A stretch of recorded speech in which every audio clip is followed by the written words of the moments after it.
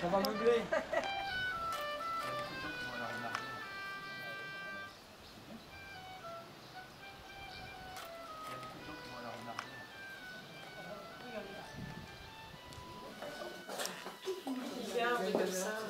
En plus, on le fait avec pas de moyens, quoi. Donc, c'est beaucoup de démerde. C'est beaucoup de démerde. Hein? Oui, récup, oui, bah oui, oui. Bah là, par exemple, l'enduit, ici, il est fait en chaud et boucle, en fait. Ça, c'est le salle de restaurant, avec les peintures de délices. Et là, il y a je reconnais pas trop le C'est l'entrée ici du village, quand il y avait l'herbe devant la première maison, quand on entre, maintenant c'est que de route, c'est goudronné. Et c'était beau dans le temps. Côté envenant du Mans, ça? Juste avant, cette rue-là, c'est ce rue-là, et cet hôtel est juste là. Ben, bonsoir messieurs, dames. Merci d'être vous êtes dérangés. C'est un instrument, le hautbois, qui n'est pas forcément très connu. On l'entend, on sait ce que c'est. Mais on n'a pas forcément de recul par rapport à cet instrument. Qu'est-ce que c'est?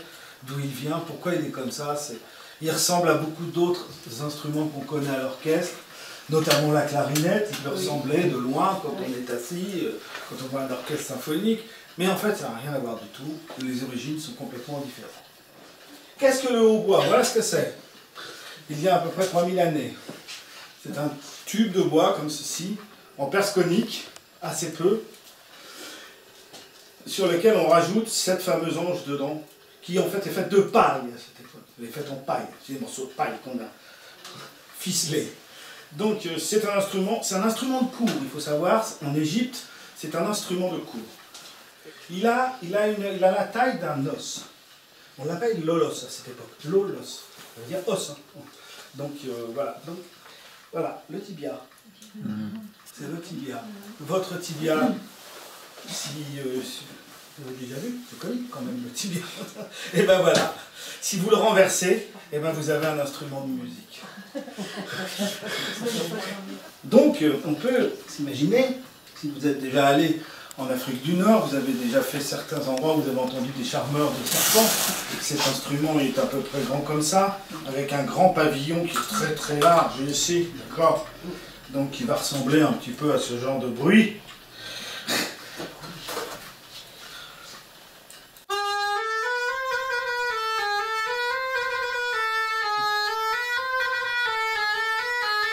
Voilà, donc on est un peu sur la plage Jamel Afna, d'un seul coup, on est projeté. Donc c'est toujours le principe du cône et des morceaux de roseau.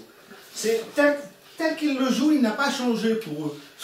Donc nous avons un instrument qui vient d'Afrique et qui est fabriqué en os. Rappelé par un célèbre solo d'orchestre de M. Jacques Ibert dans Les Escales. Jacques Ibert, musicien français, a écrit une pièce qui s'appelle Les Escales, et en fait, à un moment donné, il s'arrête en Afrique du Nord. Et solo de hautbois.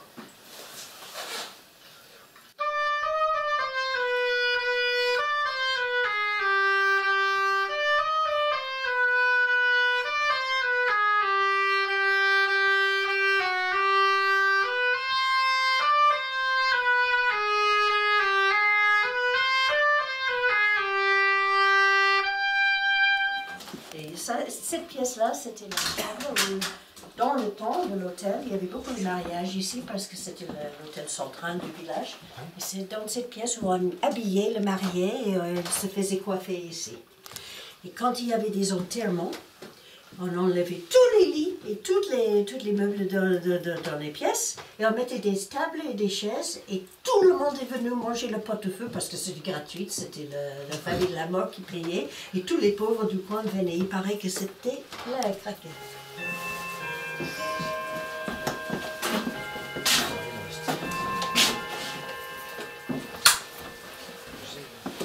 Ici, à côté là, c'est la chambre des filles parce que j'ai fait des prostituées qui ont travaillé ici dans la maison en 1871. Alors ça, c'est leur chambre. C'est une seule chambre sans fenêtre. Sauf une fenêtre qui donne dans notre pièce. Ici. Voilà, vous pouvez voir. souvent dans un orchestre, on se demande quel est le nom des instruments et je suis ravie d'apprendre que maintenant je pourrais les reconnaître et me dire que c'est un hautbois. Voilà. Alors ça peut être, on peut l'entendre dans plein de petites choses, le hautbois. Si vous écoutez les symphonies de Beethoven, voilà.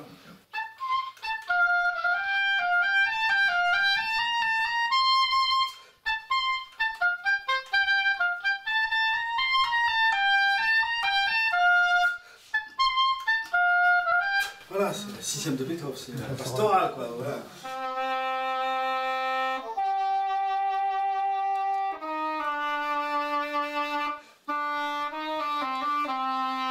Vous connaissez ça, c'est Morricone, ça.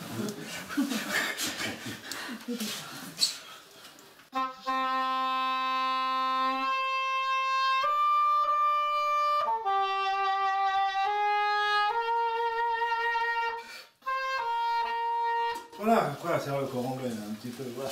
Ces grandes phrases musicales, alors dans les western spaghetti, si vous écoutez bien, vous ne pouvez pas le louper, le cor anglais, là. Ou alors, vous regardez pas les bons westerns. Alors ça, quand vous me parlez de physique, madame, tout à l'heure, celui-là, faut y aller. C'est pour ça que les musiciens sont sobres avant les concerts, mais pas après. Parce qu'avant, ils ont besoin d'énergie, mais après, ils ont besoin de la récupérer.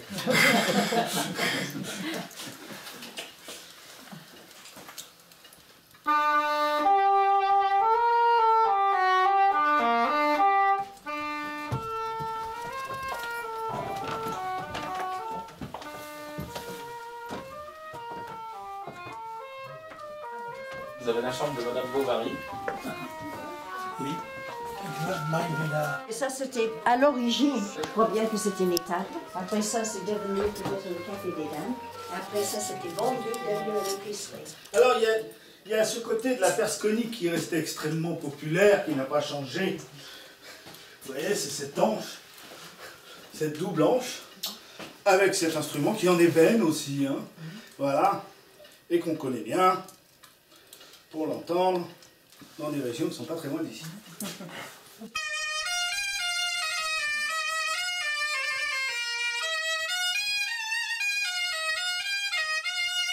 Voilà, nous sommes donc arrivés au Festival de Quimper, tout de suite. Et la bombarde.